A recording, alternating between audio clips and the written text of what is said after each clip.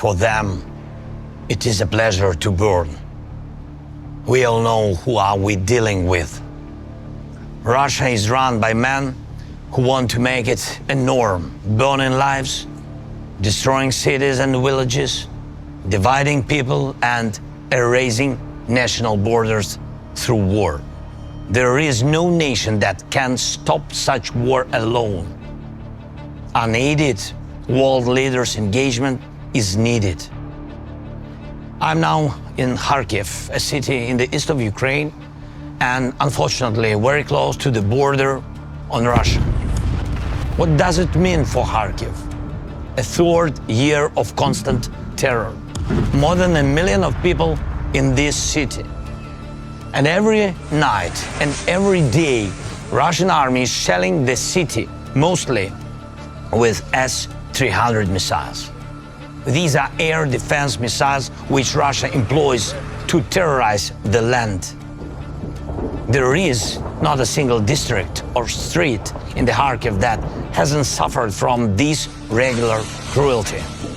Russia added strikes with guided aerial bombs. Russian aviation comes close to our state border and launches these bombs straight on the city. It is a weapon of indiscriminate destruction. And anyone in any city of the world, from Sao Paulo to Harbin, take this the same way as terror. Just like all other Russian strikes on hundreds of other of our cities and villages. Some of them, once booming with life, are now burned to ashes, people less. A burnt out emptiness, the most horrible consequence of war.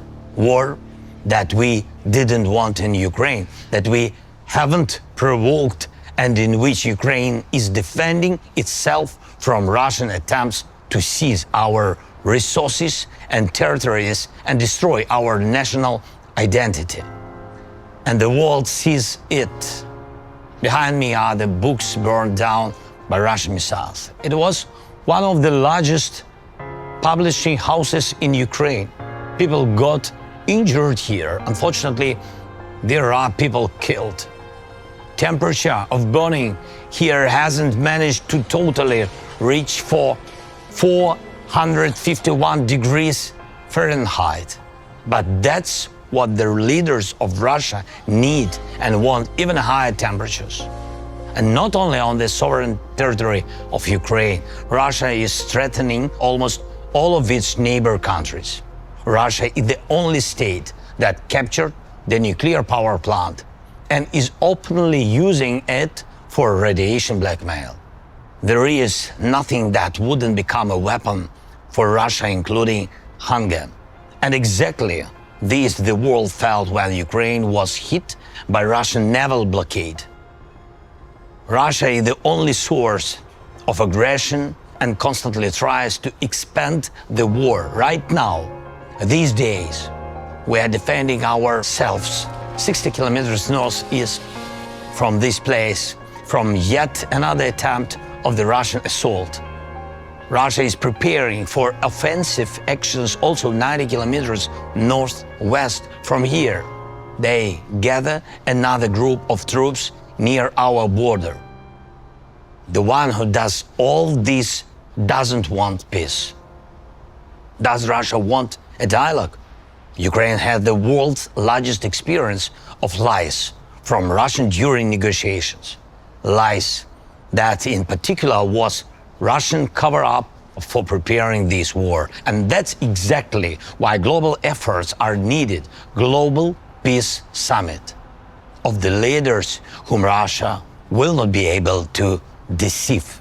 Summit that will show who in the world really wants to end the war and not just claim the ceasefire, which will inevitably be broken by Russian rockets and artillery, just like as it was dozens of times before.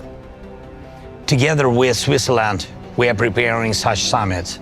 It starts on June 15th.